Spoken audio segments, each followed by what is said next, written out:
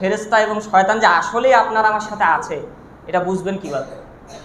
রাত্রেবেলা সুন্দর করে ঘুমানোর আগে একদম খালেস অন্তরে নিয়ত করেছেন আজকে তাহাজ্জুদের সলাতে উঠবো, অজু করব, সলাতে বসবো, কোনো দুনিয়ার চিন্তা চেতনা সব বাদ, একদম সলাতে দৃঢ় মন দিয়ে আমি সলাত আদায় করবো, আল্লাহর কাছে চাইবো আমার চাওয়াটা।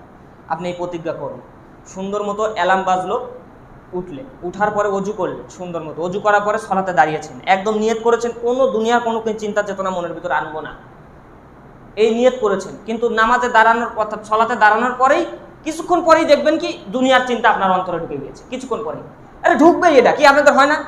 ঢুকবেই এটা, কিন্তু এটা নিয়ে ভয় পাওয়ার কোনো কারণ নাই। আল্লাহ জানে যে শয়তান তোমার কাছে উস্কানি দিচ্ছে, এই ওটা নিয়ে চিন্তা কর, এই ওটা নিয়ে চিন্তা কর, এই তোর জমির তোর ভাই একবার জায়গা বেশি নিয়ে খাচ্ছে, একবার জায়গা ছেড়ে দিবি মানে, আরে অমুক তোর ব্যবসার হিসাব, নানান কিছু শয়তান মাথার ভিতরে এনে দেবে। তখন বুঝতে পারবেন যে হ্যাঁ, শয়তান আসলেই আমার সাথে আছে, শয়তান আসলেই আমার সাথে আছে।